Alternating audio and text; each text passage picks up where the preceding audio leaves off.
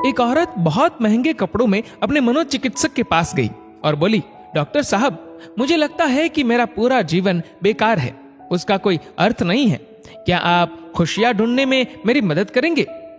मनोचिकित्सक ने एक बूढ़ी औरत को बुलाया जो वहां साफ सफाई का काम करती थी और उस अमीर औरत से बोला, मैं इनसे आपको ये बताने के लिए कहूंगा कि कैसे इन्होंने अपने जीवन में खुशियां ढूंढी।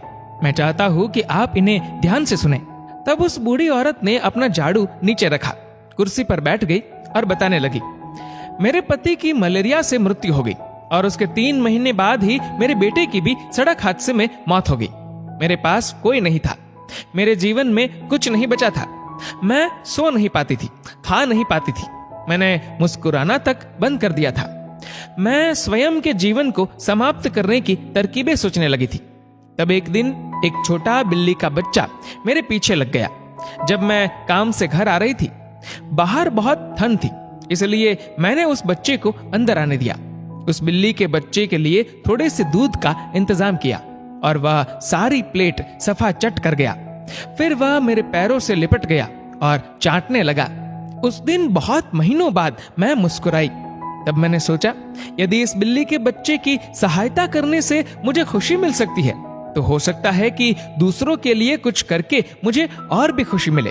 इसलिए अगले दिन मैं अपने पड़ोसी के लिए, जो कि बीमार था, कुछ बिस्किट्स बनाकर ले गई। हर दिन मैं कुछ नया और कुछ ऐसा करती थी जिससे दूसरों को खुशी मिले और उन्हें खुश देखकर मुझे खुशी मिलती थी। आज मैंने खुशियां ढूंढी है, दूसरों को खुशी देकर। ये सुनकर वह अमीर औरत रोने लगी।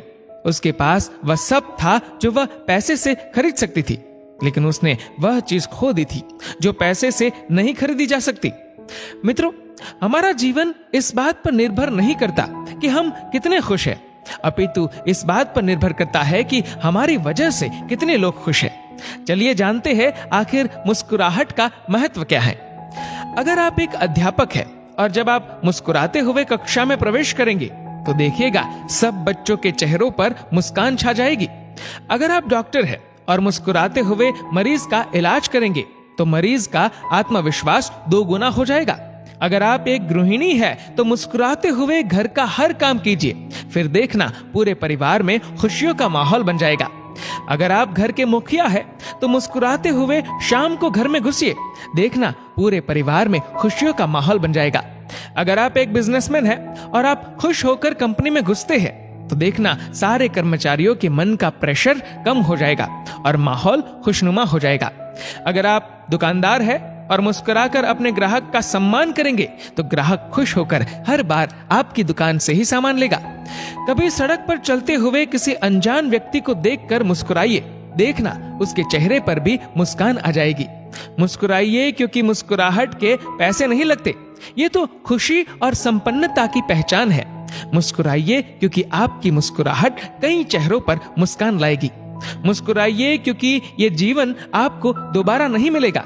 मुस्कुराइए क्योंकि क्रोध में दिया गया आशीर्वाद भी बुरा लगता है और मुस्कुराकर कहे गए बुरे शब्द भी अच्छे लगते हैं। मुस्कुराइए क्योंकि दुनिया का हर व्यक्ति खिले फूलों और खिले चेहरों को पसंद करता है। मुस्कुराइए क्योंकि आपकी हंसी किसी की खुशी का कारण बन सकती है।